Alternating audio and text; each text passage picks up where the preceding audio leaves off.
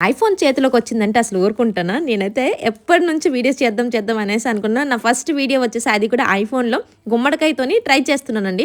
ఎప్పుడు గుమ్మడికాయతోని నేనెప్పుడు కర్రీ అనేది నాకు ఇష్టం ఉండదు మెయిన్‌గా. అండ్ ఇంకో విషయం ఏంటంటే మా హస్బెండ్ కూడా అసలు గుమ్మడికాయతోని ఏ కర్రీ చేసినా కూడా తనకి ఇష్టమే ఉండదు. అలాంటిది మరి ఈ సీజన్‌లో మనకి ఎక్కువగా దొరికేది గుమ్మడికాయ పువ్వులనమాట. ఆల్రెడీ గుమ్మడికాయ ఫ్లవర్స్‌తోనైతే నేను చేస్తానండి. చాలా మందికి తెలుసంట.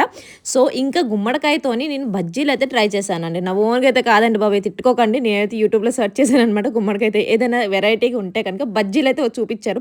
సో, ఇంకా ఆలు బజ్జీ, మిరపకాయ బజ్జీ అవి చూసుంటాము. కానీ గుమ్మడికాయ బజ్జీ ఎప్పుడైనా మీరు చేసారా? ప్లీజ్ కామెంట్ సెక్షన్‌లో షేర్ చేయండి. నేనైతే ఫస్ట్ టైమ్ ఇప్పుడు అందరికి తెలిసిన వంటలే కాదండి. అప్పుడప్పుడు తెలియని వంటలు కూడా మనతో పాటు నేర్చుకుంటారనేసి నేనైతే ట్రై చేశాను. సో, చాలా అంటే చాలా బాగా కుదిరాయనమాట. గుమ్మడికాయ అంటే ఆమడ దూరం పరిగెట్టే మా ఆయన అయితే గుమ్మడికాయ బజ్జీలు తినేసి చాలా బాగున్నాయి అని చెప్పారు. ఈ వీడియోని అసలు లైక్ చేసేయండి. ఎందుకంటే మన ఫస్ట్ వీడియో అనమాట ఐఫోన్‌లో. నాలా బ్లాక్ లవర్స్ ఎవరైనా ఉంటే కనుక ఈ శారీని అయితే తప్పకుండా ట్రై చేయొచ్చండి. బ్లౌజ్ డీటెయిల్స్ అలానే శారీ డీటెయిల్స్ ఇక్కడ ట్యాగ్ చేశాను.